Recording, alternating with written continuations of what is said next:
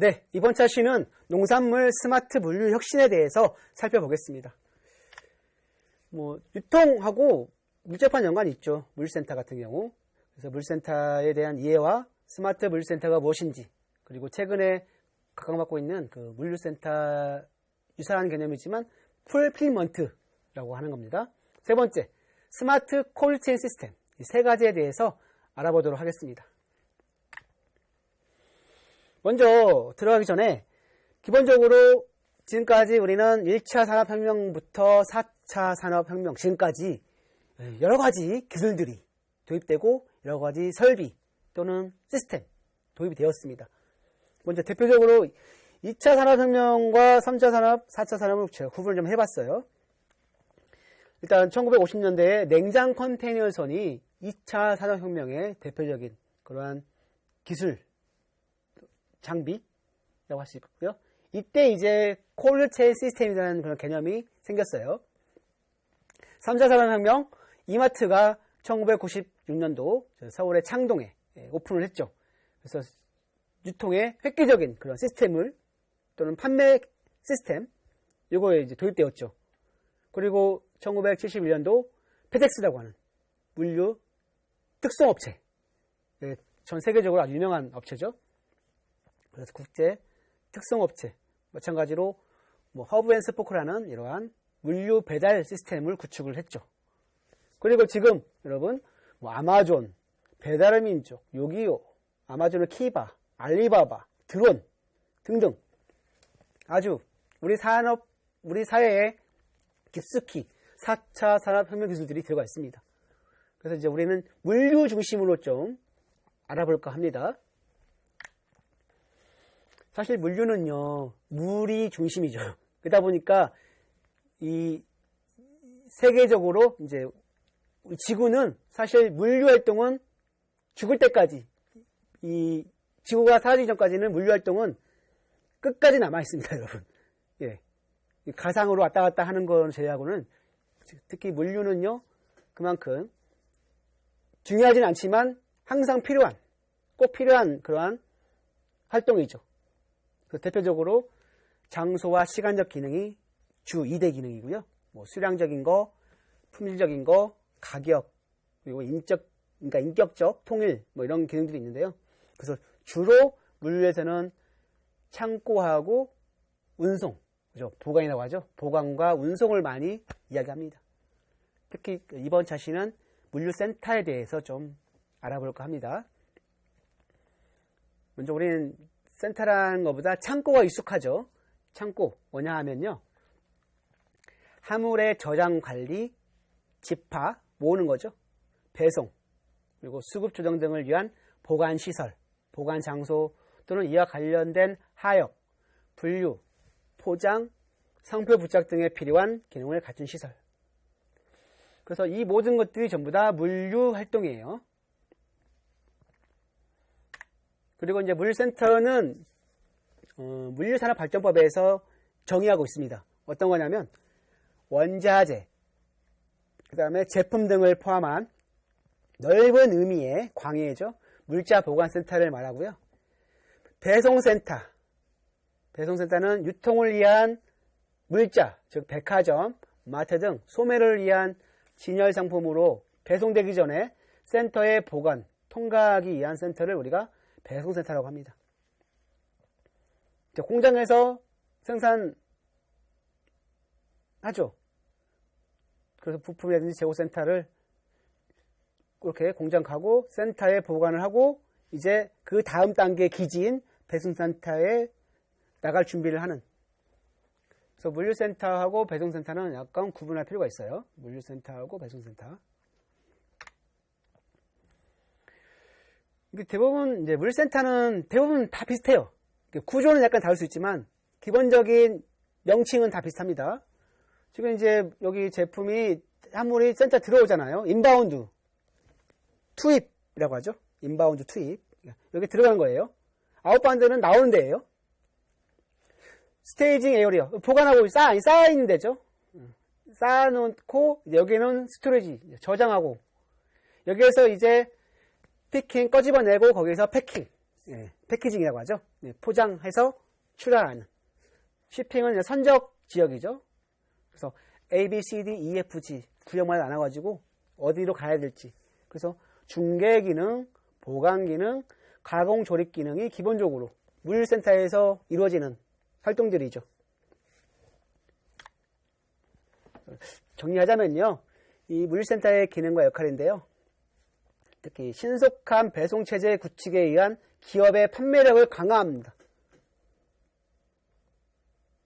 특히 물류센터가 왜 필요하냐 할 수 있는데요. 물류센터는요. 그러니까 배송센터이자 보관창고이자 생산 가공, 그러니까 생산이 아니라 가공이죠. 자, 그런 것들을 하기 때문에 그래서 판매력을 강화하고요. 그리고 공정과 물류센터 간의 대량 정형적인 계획 수송이 가능해서 수송비 절감 효과가 이루어지고요.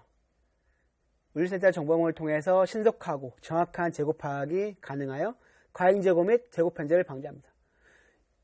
이거는 이제 여러분 판매점에서 포스라는 게 있잖아요. 포스가 제품 코드를 읽으면 실시간으로 전송이 돼요. 어디로요? 호스트 컴퓨터에.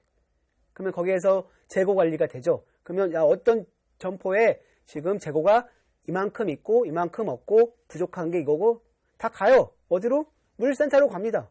그럼 물류센터가 그 정보를 받아가지고 거기에서 재고 파악을 통해서 어디 점포에 갈 걸 다 선적하고 패킹해가지고 이제 보내는 거죠.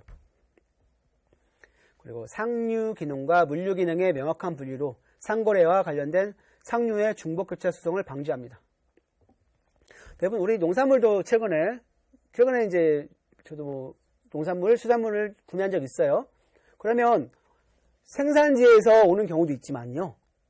생산지에 오는 경우도 있지만 그 생산자가 위탁한 물류센터, 대행업체에서 오는 경우도 있어요. 그러겠죠. 그래서 이 내가 구매한 것과 물류가 우리 집 오는 거, 나한테 오는 데 있어서 중복 교차 수송을 방지합니다. 왜? 일어나 관리하기 때문에. 그리고 판매 거점화함으로써 제조업체의 직반체제 확립, 그리고 유통 경로를 단축, 유통의 간소화, 그리고 비용을 절감할 수 있는 그런 기능들이 바로 물류센터이다. 그래서 물류센터는 물류의 대표적인 기능이에요. 운송과 더불어서. 그래서 물류센터가 그만큼 물류 활동에 경쟁이 되는 겁니다. 경쟁력이 되는 거죠. 경쟁이 되는 게 아니라. 자, 그러면 이제 스마트 물류센터가 무엇이냐? 그리고 풀필먼트.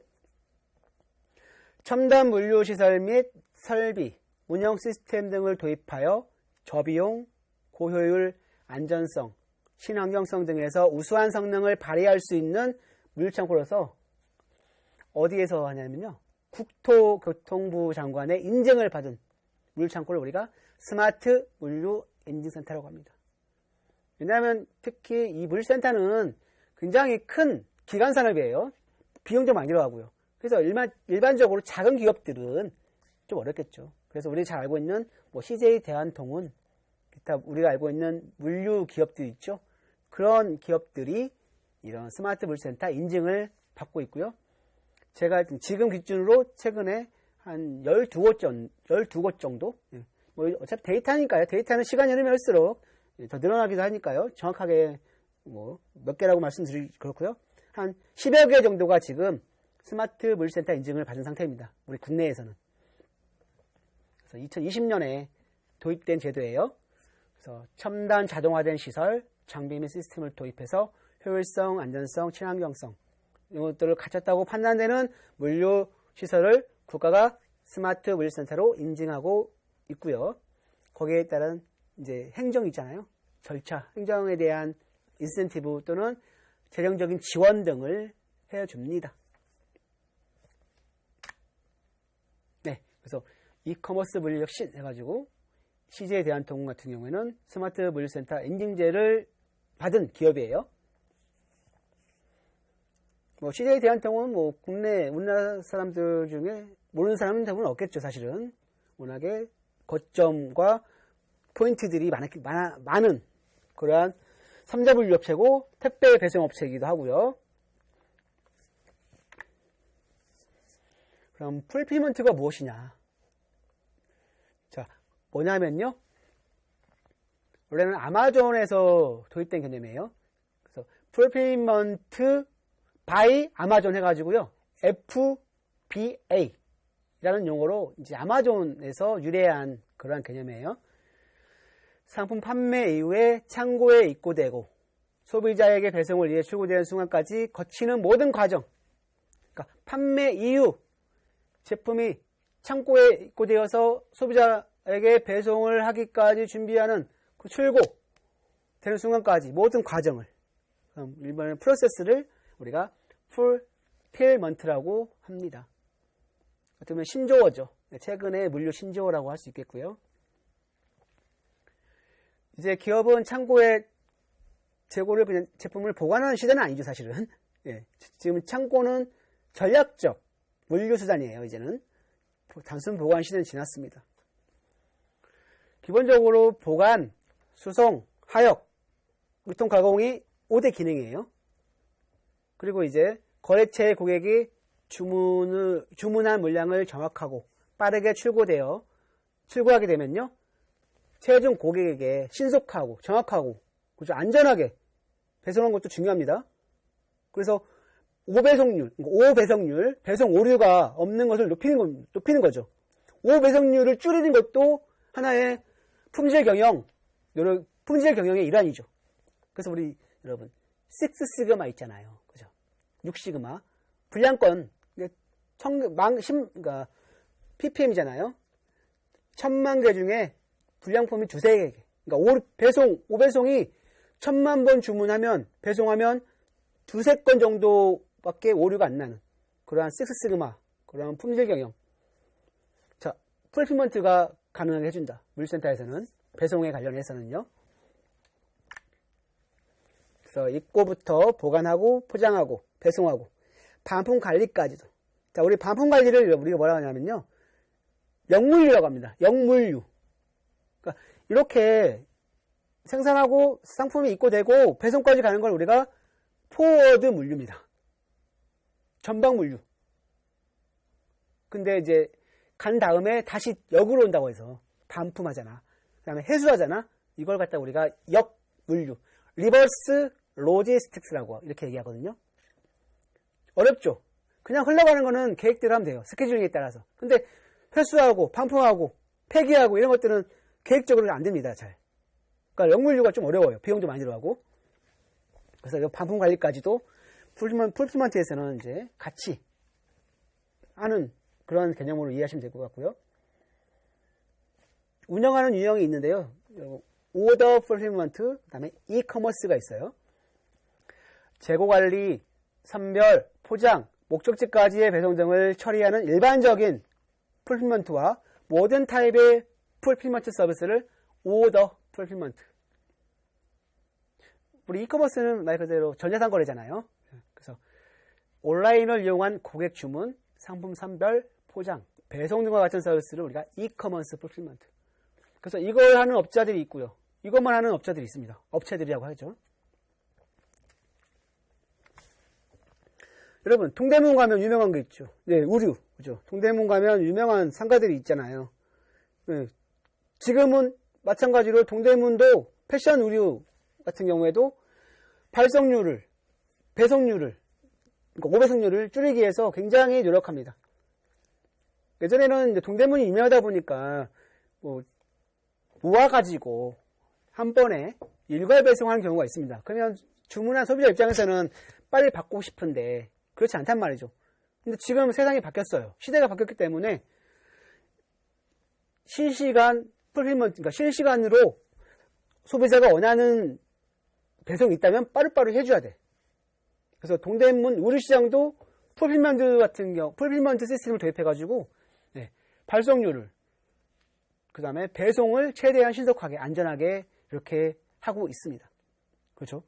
식품이야 말하면 더 할 말이 없고요. 마찬가지로 옷뿐만 아니라 농산물, 농식품. 지금은 이렇게 하지 않으면 안 되는 시대가 되었기 때문에 특히 배송에 굉장히 신경을 많이 써야 되겠죠. 특히 특히 풀필먼트를 운영하면요, 일단 유통 과정이 간소화됩니다. 이게 딱 스케줄링에 의해서 간소화되고요. 그리고 상품별로 특화된 서비스가 가능해져요. 아이템별로 본인들이 추구하는 그러한 제품에 맞는 그 시스템을 구축할 수 있습니다. 나는 의류만 하겠다, 의류. 나는 가전만 하겠다. 나는 신발만 하겠다. 이렇게 해서 특화된 서비스가 가능합니다. 그리고 빠른 배송과 반품 환불을 합니다. 가능하죠. 그리고 전문적인 재고 관리. 그래서 업자들이 대행해주는 경우가 많아요. 그리고 고객이 원하는 신속한 맞춤 물류 서비스를 제공함으로써 이 판매자 차원에서 가장 중요한 락인 효과가 있습니다. 그래서 락인 효과를 통해서 소비자의 충성도를 얻을 수가 있습니다. 이거 뭐냐 하면 새로운 상품이 나와도 소비자가 다른 제품으로 소비 전환되지 않고 기존 제품 및 서비스에 머무르는 현상을 우리가 락인, 그러니까 걸어 잠근다는 얘기죠. 잠궈가지고 어디 못 가게 하는 거죠. 이렇게 이제 스마트 물류센터, 풀필먼트 센터가 운영되기 위해서는 자동화 기술이 필요한데요. 대표적인 거, 멀티 셔틀 시스템이라고 하는데요. 그러니까 자동으로 저장하고 꺼내는 시스템이에요. ASRS라고 하는데, 오토, 그다음에 스토리지 앤드 리트러블 다시 반출하는 거죠. 인출하는 거죠. 그래서 ASRS라고 하는데요. 저장 렉, 그러니까 창고에 가면 저장하는 보관 그 렉이 있잖아요. 칸칸마다. 그다음 스테커레인, 그 사이를 렉 사이를 왔다 갔다 하면서 피킹하고 이렇게 집어넣고 꺼내려고 하는 게 있어요. 기계, 스테커 크레인. 그다음에 컨베이어, 자동으로 계속 일정하게 들어가는 벨트 있죠. 컨베이어 벨트. 그다음에 컨트롤 시스템, 이런 것들이 기본적으로 필요합니다. 그다음에 컨베이어 연결 시스템, 그리고 스마트 스토리지, 지능형 창고. 상품 특성이나 피킹은 꺼내는 거예요, 여러분. 피킹은 꺼내는 겁니다. 피킹 시 요구사항, 주문의 특이사항 등을 고려해서 상품을 창고에 보관하고 인출하는 전 과정을 디지털을 통해서 자동화시킨 거예요. 그래서 버튼만 누르면요, 보관하고 위치에 딱 갖다 놓고 렉에서 해당 상품을 꺼내와서 왔다 갔다 하는 자율 운반차 있어요. 거기에 놓고, 그래서 꺼낼 수 있는, 포장할 수 있는 패킹점까지 옵니다. 이게 하나의 지능형 창고가 되는 거예요. 그 다음에 WMS라고 하는데요. Warehouse Management System, 창고관리 시스템이죠. 운영 분석, 성과관리 및 보고, 수량 예측 등을 통합해서 창고관리, 운영의 자동화와 효율성을 이렇게 높이기 위한 그러한, 그러니까 물류창고 관리 시스템, 창고 관리 시스템. 거기에서 물류활동, 배송까지 준비의 전까지의 모든 그 활동을 시스템화 시킨 그런 개념으로 보시면 될 것 같아요. WMS라고 합니다. 특히 이제 신선 농산물 풀필먼트 산지 유통센터 구축을 지금 하고 있어요. 도입돼가지고. 그래서 핵심 기술 이런 것들, 농산물 물류 스마트화를 위한 7개 유통저장 기술 개발이 정부 지원으로 추진되고 있습니다. 그래서 여러분, 경북 안동하고요, 전남 무안에 구축되는 이런 신선 농산물 풀필먼트 APC에서요, 첨단 로봇을 활용한 물류 전 단계 자동화가 목표예요. 지금은 반자동, 반수동이에요. 그런 APC들이 많거든요. 앞으로 2026년, 27년 이때까지 아마 전 단계를 자동화 목표로 지금 시범 사업을 하고 있어요. 특히 안동 사과, 배, 복숭아, 참외, 자, 이것들이 많이 나고요. 전남 무안 양파, 미니 단호박, 고구마, 자, 이런 것들이 주 산지거든요. 그래서 이러한 농산물 물류 유통 자동화 기술을 개발하고 앞으로 적용해가지고 앞으로 4, 5년 내에 전 단계 자동화를 목표로 하고 있습니다. 이렇게 그림을 보시면요, 이건 이제 안동 산지, 안동 APC 첨단 로봇 도입 상태에 관련된 그림인데요. 여기 로봇 기술이 있죠? 자동으로 팔레트가 딱 들어오면 자동으로 그 일정 그 레일을 그러니까 주행도로죠. 주행도로를 왔다 갔다 하면서 자동으로 사람이 하지 않아도. 그리고 딜리버리까지 다 하게끔 하는. 그래서 첨단 로봇 기반의 APC 구축.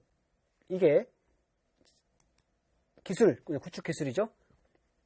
그리고 AI 기반의 농작물 데이터 관리, 그리고 시스템 통합 및 실증 환경 기반 검증 기술, 선별 포장기 모듈화 기술, 자율주행, 그 다음에 APC 운영 환경 최적화, 관제, 컨트롤 중요합니다. 관제. 그래서 디지털 기반의 신선 농산물 풀필먼트 센터를 지금 구축하고 있고요. 아직은 완성 단계 아닙니다. 앞으로 좀 시간이 좀 걸리겠죠. 그래서 농산물 같은 경우에도 이렇게 스마트 물류센터, 스마트 풀필먼트가 지금 도입되고 있습니다. 이게 지금의 추세이기 때문에 어쩔 수 없습니다. 꼭 해야 돼요. 그래야 스마트 물류 혁신이 일어나고 그에 따른 효과가 많이 발생하거든요. 인력 절감, 비용, 그다음에 생산성 높아지고 그만큼 이제 상품성도 높아지고 소비자들이 대응하는 그 대응 그 시간도 신속하게 반응할 수 있고요. 앞으로 기대가 되는 그러한 시스템이죠. 네, 같은 일환이죠. 특히 뭐 무광 같은 경우에는 뭐 양파, 단호박, 고구마. 그래서 실제 센터에서 시스템 구축을 해가지고 이제 이게 100% 해가지고 하면은 어떠한 효과가 입증되는지 실증화 단계에 있어서요. 하지만 이게 시스템 도입하고 일단 실증이 되면요, 이제 센터를 또 새로 짓고 또 이게 계속 가동하려면 그런 시간들이 필요하기 때문에 지금은 이제 적용하고 실증하는 단계라고 이해하시면 될 것 같고요.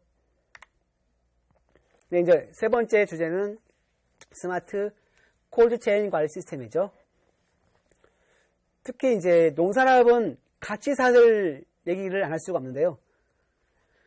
농산물 여러분, 굉장히 체인, 사슬이 많이 엮여 있어요.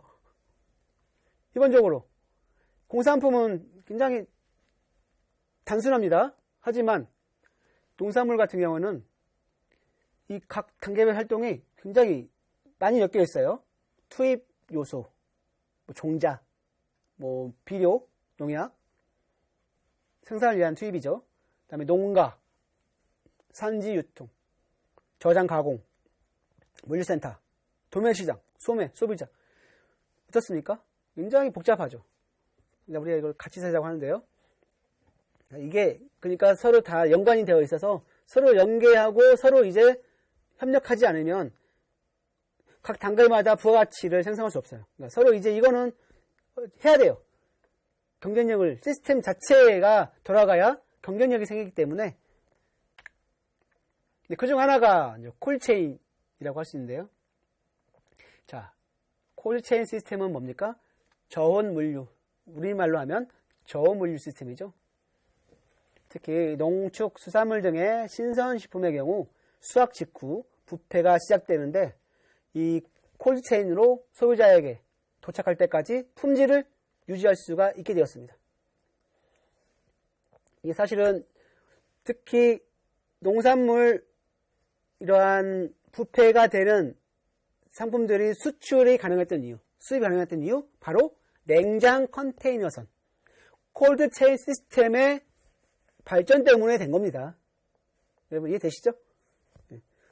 수출입은요, 이게 안 되면 할 수가 없는 것이죠. 그래서 아주 물류 시스템에 있어서 혁신적인 그런 기술이 바로 콜드체인, 냉장, 냉동 이러한 시스템이라고 우리가 말할 수 있겠죠.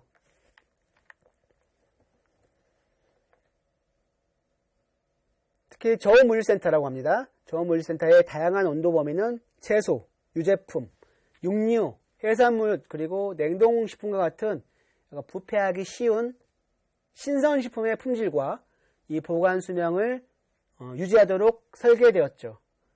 특히 농축수산물, 그다음에 식료품부터 화학제품, 의약품, 전자제품, 화훼류, 꽃이죠. 이러한 꽃류까지 광범위한 품목에서 적용되고 있습니다. 신선물류, 저온물류, 냉장, 냉동물류라고도 흔히 이야기합니다. 우리말로. 콜드체인은 영어니까요. 콜드체인. 그래서 우리말로 이렇게 부르는 것도 괜찮습니다. 왜 콜드체인 관리 시스템이 중요해졌냐? 바로 1인 가구 증가. 왜냐하면 1인 가구 때문에 신선식품의 소비가 또는 밀키트 그리고 HMR 이런 제품들이 많이 생기기 때문에 특히 편의점에 대한 그 구매 비중이 높아졌잖아요. 그죠? 뭐 저도 편의점 자주 가지만 내가 필요할 때 왜 장소에 시간에 구애받지 않고 갈 수 있는 곳이 바로 편의점이에요. 특히 1인 가구 증가 때문에 편의점의 품목들 보세요. 전부 다 1인 가구 중심의 품목들도 굉장히 많습니다. 마찬가지로 맞벌이 가구가 증가했기 때문에 편의점의 그 식품들 보세요. 대부분. 특히 1인 가구하고 맞벌이 가구 때문에 개발된 제품들이 많습니다. 그러다 보니까 당연히 냉장 보관을 통해서 차량을 운반해야 되는데 콜드체인 차량이 안 되면 안 되잖아요. 당연히 이것도 인구적인 요인인데 이것 때문에라도 콜드체인 시스템 관리가 필요하다. 고령화됐고요. 의약품, 헬스케어 전부 다 중요합니다. 우리 코로나 때문에 우리 코로나 예방접종, 백신 운반할 때 큰 문제가 있었잖아요. 왜? 운반하다가 잘못 보관하는 바람에 다 폐기 처분하는 이런 상황이 있었어요. 예전에 코로나 때문에. 백신은 아주 중요하죠. 헬스케어, 의약, 생화학약품, 화학약품. 특히 온라인 신성식품 시장이 크게 성장했기 때문에 스마트 콜드체인 관리는 더욱 중요해졌다. 특히 축산물도 마찬가지죠. 그래서 어떠한 축산물 제조업체, 그 업체는 맛있는 온도 법칙 해가지고 이런 식으로 온도를 가지고 마케팅을 하는 경우도 있어요. 그만큼 우리는 냉장, 신선하다. 이런 걸 포지셔닝 하는 거거든요. 이런 내용들을 이제 약간 연관이 있기 때문에 일단 생산지, 농장에서 수확하면요. 일단 애냉을 해야 돼요. 애냉. 그죠? 저장을 해가지고 애냉을 해서 냉동, 냉장 창고로 이동해가지고 왜 부패되지 않을 정도까지 너무 또 급냉하거나 또 급동하면 안 되죠. 왜냐면 우리가 먹는 그 농작물 신선식물은요. 신선식품은 또 호흡도 하고 있어요. 호흡 관리도 중요합니다. 산물 같은 경우 물론 식품은 가공이니까 뭐 이제 신선 유지 관리가 중요하고요. 농산물은 호흡 관리도 중요합니다. 그래서 애냉하고 냉동, 냉장 창고로 이동하고 가공 포장 시에도 그러니까 하나 이게 전부 다 거치면서 단계마다의 냉동, 냉장이 서로 다 온도가 맞아야 돼요. 그러니까 가능 온도가 있습니다. 그러니까 똑같은 온도가 아니라 범위가 있습니다. 3도에서 뭐 10도, 3도, 마이너스 3에서 뭐 25도, 뭐 이런 식으로 범위가 있어요. 뒤에 나와 있으니까요. 소매점에 도착해서 냉장, 냉동 보관까지. 요게 이제, 팜 투 테이블이라고 합니다. 여러분. 팜 투 테이블인데요. 여기 리테일인데, 우리 소비자의 식탁까지 생각하셔야 돼요. 그래서 팜 투 테이블이 바로 콜드 체인 관리 시스템이구나. 이렇게 줄여가지고 하죠. 농장에서부터 테이블까지가 바로 콜드체인 관리를 이야기합니다. 관리 2대 영역인데요. 과일, 야채, 고기, 육류죠. 어류, 씨푸드, 해산물. 일배 상품이라고 하죠. 그날 바로 일배 상품. 그날 소비하지 않으면 안 되는 상품들 있죠. 우유 같은 경우. 그 다음에 음료 전부 다 콜드체인 관리 대상이에요. 의약품, 바이오테크, 백신, 혈액, 그 다음에 이제 거기에 필요한 제반 부수된 그런 의약품 관련된 액들 있죠? 액. 자, 그런 것들 전부 다 콜드체인 관리 영역이 될 수 있겠고요. 왜 그러면 이걸 해야 되느냐? 목적이 있어요. 일단 기본적으로 첫 번째는 식품 안전이에요. 우리가 불량식품이라고 할 수 없지만 부패된 거 또는 상한 거 먹으면 어떻습니까? 식중독 걸리거나 우리 몸에 문제 발생하죠. 그리고 두 번째는 신선도 유지해요. 그리고 신선도 유지 않으면 어때요? 부패하거나 썩잖아요. 그죠? 온도가 안 맞으니까. 그리고 자, 이렇게 안 되면 어떻습니까? 폐기물이 엄청나요. 여러분, 음식물 쓰레기. 아, 그거 특히 무더운 여름날에 음식물 쓰레기 어떻습니까? 와, 막 벌레 끌고요. 냄새 나고요. 그래서 폐기물 감소. 그래서 크게 세 가지가 기본적으로 콜체인을 관리해야 되는 목적이 될 수 있겠죠. 실제 시금치, 체리, 딸기를 상온 유통과 콜체인 유통을 비교를 해봤더니 확실하게 손실면에서 큰 차이가 있었어요. 그래서 감소시켰고요. 손상도 적게 됐고요.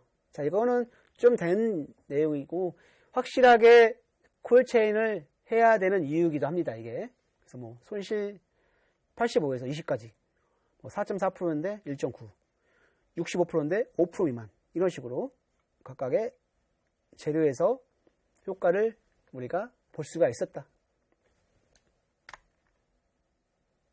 결국은 해썹 아시죠, 여러분? 해썹. 그래서 유해 요소 분석과 중요 관리점을 합해서 우리가 안전관리 인정이라고 하죠. 해썹. 요즘은 기본적으로 식품에서 해썹 인증을 받지 않으면 어때요? 소비자들이 선택을 안 하죠. 아, 이거는 안전하지 않구나. 아, 유해 요소가 뭔지 궁금해. 막 식품에 막 이물질이 있거나 거기에 막 벌레가 있거나 어떻습니까? 아우. 그래서 해썹이 기본적으로 이제 콜체인 관리와 연관이 되어 있죠. 대부분 콜체인을 하지 않으면 해썹 인증 받기가 어려워요. 특히 우리 잘 알고 있는 대기업이죠. 식품기업 대기업인데 풀무원, 음성의 물류센터, 양지의 물류센터. 네. 여기에 해썹 인증 125를 획득한 사례예요. 사실 식품물류센터는 해썹 의무 업종, 그러니까 의무 적용 업종이 아니에요. 그런데도 불구하고 제품 안전성을 제도적으로 인정받고 식품 안전성을 확보하기 위해서 해썹 인증을 받았습니다. 센터 받은 거는 처음이에요. 그래서 1호, 2호를 받았고요. 특히 음성에는 충북 음성이죠. 두부, 생면, 나물 제품을 보관하는 B2C 제품 물류 거점이에요. 네, 다섯 번째 이제 콜체인 관리 원칙인데요. 여러 가지 원칙이 있겠지만 기본적으로 세 가지만 좀 살펴볼까요? 우리 제품면에서 P는 제품이고요. 일단 원재료 품질이 좋아야 돼요. 그리고 가공 품질, 과정이죠. 패키지, 화물 특성이 맞아야 돼. 그리고 T는 온도죠. 아, 온도가 아니라 T로 시작하는 요거 템퍼러처, 적정 온도, 타임, 톨러런스, 견딜 수 있는 저장성이죠. C는 케어, 클린, 칠링. 네. 그래서 이런 원칙은 이제 우리는 뭐 기술적인 개발자들이 아니기 때문에 그래서 콜체인 관리의 기본적인 원칙은 크게 5가지로 분류되는데요. 참고로 3가지만 좀 준비를 했습니다. 그리고 콜체인의 주요 플레이어, 여기에 플레이어는 뭡니까? 직접 움직이는 업자들이겠죠. 특히 첫 번째는 식료품 제조업체, 제조회사. 아까 말씀드렸던 풀무원도 여기에 포함되겠죠. 풀무원. 그 다음에 대형마트와 편의점, 대형마트 편의점들이 운영하는 물센터 있겠죠. 그러니까 냉장 물류센터, 냉동 물류센터 또는 EPL, 3PL. EPL은 자회사예요. 풀무원이 자회사 창고를 만들어가지고 자회사를 만들어서 콜체인 냉장 사업을 하는 거죠. 3PL은 더 서드 파티 로지스틱스예요. 그러니까 서드 파티는 3자죠. 3자 물류입니다. 3자 물류. 그러니까 어떻게 보면 전문 물류업체죠. 냉동 냉장 전문 물류업체. 그 다음에 B2C 전자상 거래 업체들. 뭐 마켓컬리, 쿠팡, 자, 이런 업체들이 주요 콜체인의 주요 플레이어가 될 수 있고요. 자, 온도 관리인데요. 자, 온장은 60도 이상, 실온은 1에서 35도, 냉장은 0에서 10도씨, 냉동은 18도씨, 마이너스 18도씨겠죠. 그래서 이렇게 구분을 해가지고 온도를 유지를 해줘야만 돼요. 아니면 상합니다. 아니면 제품이 신선식품으로서 역할을 못합니다. 그래서 이 제품마다의 온도 범위 내에서 온도를 맞춰가지고 다음 단계, 뭐 차량이라든지 창고에서 연계할 때, 자, 그런 게 필요하죠. 그래서 대형마트, 이런 물세대 가보면요, 냉동, 냉장은 별도로. 그래서 작업할 때 굉장히 추워요. 그래서 뭐 이렇게 동복 입어야 돼요. 큰 점퍼 같은 거. 뭐 실온은 상관없죠. 실온은 뭐 가공 제품이 가공 제품이다 보니까요. 가공 제품, 뭐 자파 이런 것들이니까요. 네, 그래서 식품 온도 관리. 그리고 이제 운송도 필요하죠. 운송하면서 온도 관리가 필요하니까. 그래서 액티브는요, 뭐냐면 동력 방식이에요. 뭔가 돌려서 동력을 이용해서 하는 거고요. 패시브는요, 그러니까 전원장치가 없다는 얘기인가. 전원장치가 있어서 동력을 사용하는 거고, 이거는 전원장치가 없어가지고 동력을 사용하지 않아도 되는 거. 그래서 냉장 컨테이너 동력 사용하죠. 냉장 차량은 약간 중간 단계 이쪽에 가깝죠. 동력에. 냉장 박스는 약간 동력을 사용하지 않는. 그냥 냉장 시원하게 뭐 아이스팩, 쿨팩 이런 것들을 해가지고 하는 경우 있죠. 그러니까 단시간에 움직이는 것들은 뭐 굳이 동력을 하지 않아도 되죠. 이런 것들은 장기간 이동에 필요한 그러한 제품들이겠죠. 네, 냉장 컨테이너, 냉장 차량, 냉장 박스예요. 이거 동력 방식이에요. 자, 이거는 아까 말씀드렸듯이 이거는 그냥 냉장 박스. 동력이 없어요. 그냥 여기 얼음 같은 경우 패시브형이고요. 액티브형은 동력이 가동되는 거죠. 전원장치, 전원장치가 있어서 전기를 공급받는. 자, 그렇게 이해하시면 돼요. 그리고 한 차량인데 여기에 이제 냉동, 냉장, 상온을 구분해서 하는 경우도 있습니다. 그러니까 큰 차량 하나인데 상온, 냉장, 냉동, 온도를 3개 구분해서. 아, 이거는 약간 기술적으로 비용 조금 투자를 해야 되겠죠. 네, 그래서 이렇게 내가 구분을 해서 차량을 하는 경우도 있습니다. 네, 마지막 보관시설 관리도.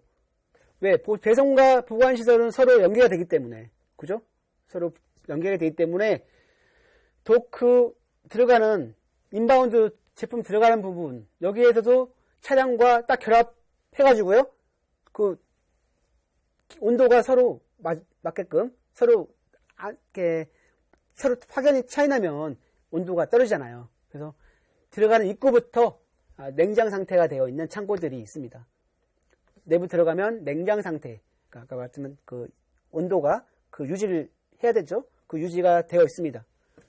그래서 입고장 내부도 마찬가지고 뭐 스크린 커튼인데요.